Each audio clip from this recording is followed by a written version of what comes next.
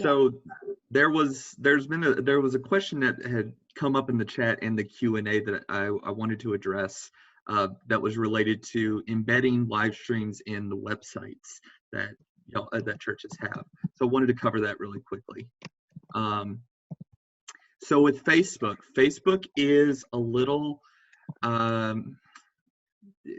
some issues with live streaming in that you can embed, when it comes to embedding at least, because you can embed an individual video, but there's not a static link that a service such as YouTube or other live streaming services provides.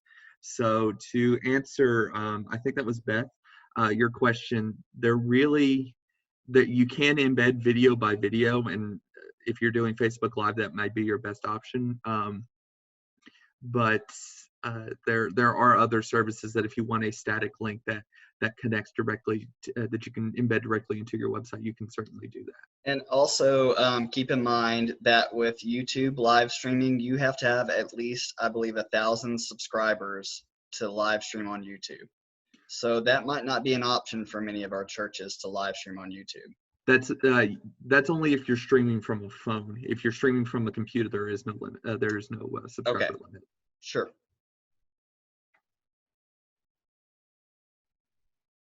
Any other questions? We had a few questions about some outside live streaming services, and I'm trying to find it in the chat. Let me see here. Like Church Online. Yeah. We briefly touched on this the other day in the live streaming webinar, and those are options that are out there. They're some of them are free, some of them have a charge, some of them come with licensing for copyright issues, which we didn't talk much about today, but that's in the previous webinar. You know, I mean, if you're interested in that, my recommendation would be to just go check them out and see what the advantages are. They do have a kind of central hosting piece to them. I know some large churches use them. I don't know how many small churches are involved in that versus just using Facebook Live. You know, something else that and I'm sorry to change the subject, but something that I did not touch on, I don't think that we touched on as far as an engagement tactic is anyone who likes your post, be sure to follow them or to say thank you for liking, or if anyone comments, be sure to like their comment and reply back. Building engagement through social media is not easy and it takes time, but getting a like, having a comment, having a thank you, answering their questions is all going to reinforce their connection with you. And so that is also, you know, another tactic for engagement is to be sure, and also asking people to like your page. You know, go through every week and see if you have any new people that are engaging on your page, and be sure to ask them to like your page. You can do that in the settings. Anything else?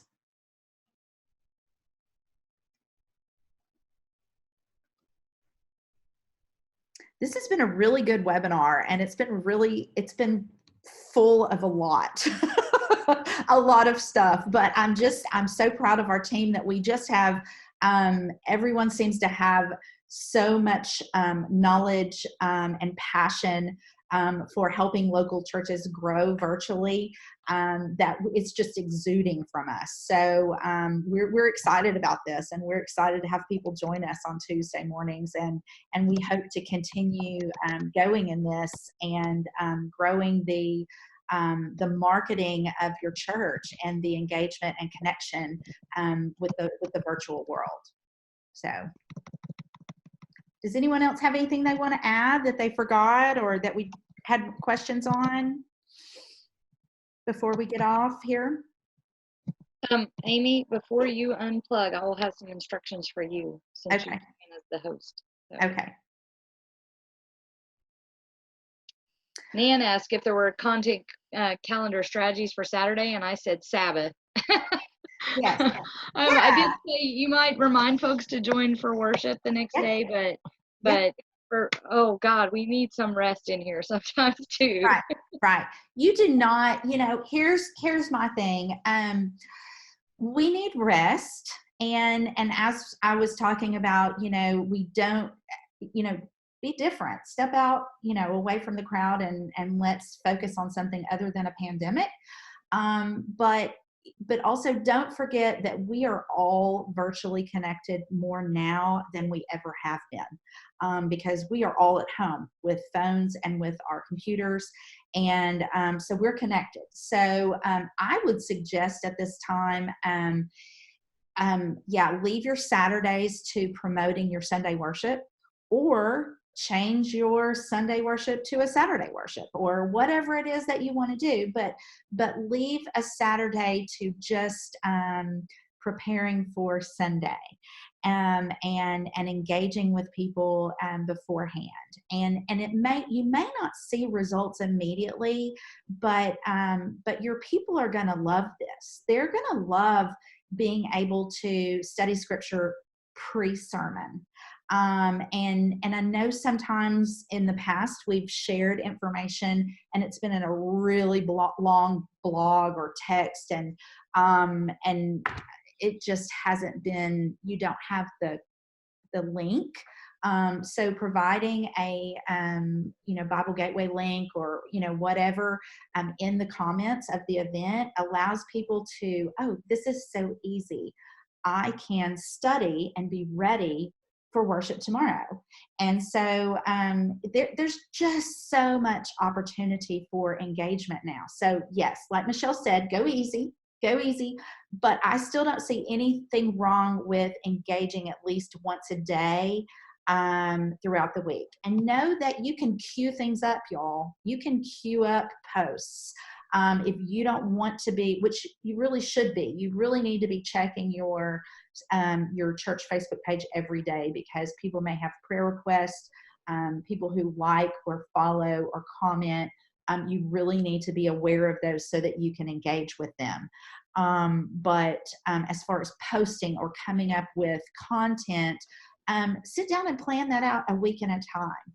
And sometimes we even plan out a month or two in advance, because especially for holidays and for Easter, you probably want to start this week thinking about not just what you're going to do for Easter, but how you're going to promote it, because this is and the working towards Easter Sunday and preparing and all of that is something that we've kind of just done in the past, just on Sundays or just on Maundy, Thursday. And now we have the opportunity for connecting and preparing for Easter a whole lot more than we ever have. So consider that when you're making your content calendar. Consider big events like Easter, and start weeks in advance in building your message and preparing your people. And just remember that it's not just your church family that you are ministering to. There are seekers out there. So I do want to just, Amy, we do actually prepare big time for Easter weeks in advance, even when we're not like this. No, I think what you're, I know that. Right. I think what you're saying is that it's a different preparation this year, right? That's we're having, a virtual preparation. It's a virtual preparation. Use our creative skills a little bit differently. And that's another thing Christina and I are going to touch on a little bit tomorrow in the webinar is start thinking about storyboarding Easter, right? We've not necessarily thought of it in terms like that before, but we will be able to do that this year. And there's no reason going forward that we can't use those same kind of storyboarding skills, even if we're not pre-recording pieces. But maybe we will. Maybe we'll have more of a video presence leading into Easter in future years as well. So these are not going to be lost skills. These are skills that we're all getting to develop at this time, and we'll see how then we're able to use them going forward as well. Yeah, thank you for clarifying that, Michelle. No, this is I just didn't want the pastors to be like, what do you mean we don't prepare? kill her. No, this is all virtually minded. I'm talking about social media planning, planning for social media, and not just a post a week about when your Easter, services. Right. But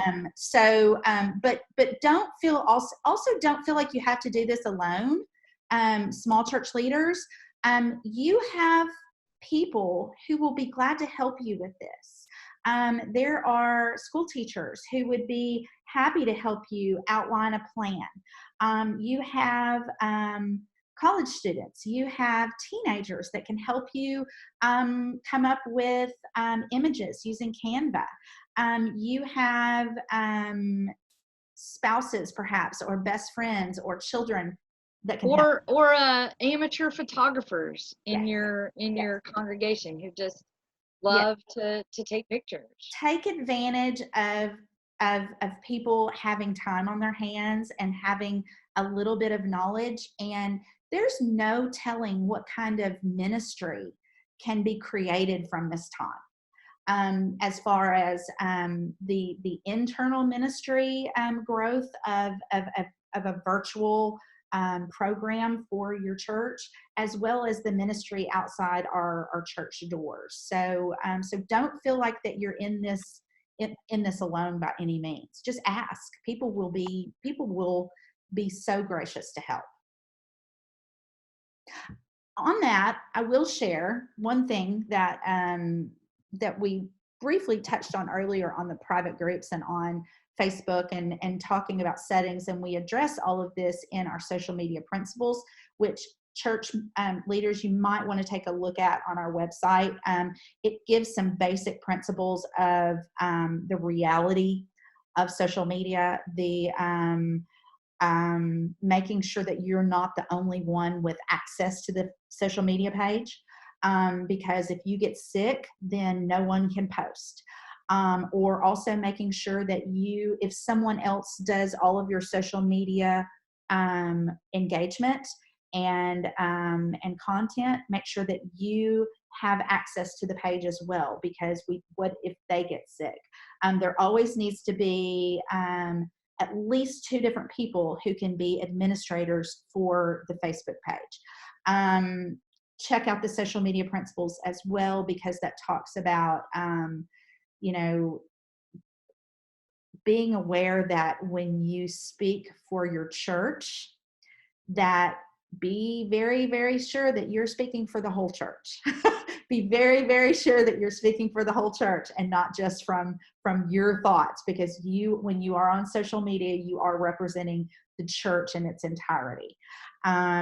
What else I was going to say, as far as private groups, I would also recommend that when people in your church community set up private groups, like if their UMW circle has a private group, if the daycare parents have a private group, or the daycare workers, or Sunday school classes, have record of those. You are the church leader, and you are the administrator of the virtual communication, and so you need to know that these are happening. And so I'm not saying that you need to have access to, which wouldn't hurt, to these private groups, but you need to be aware of them. You need to keep them, keep a catalog of all of the different groups that you have in your church, so that you're aware of what is happening and what messaging is going on virtually.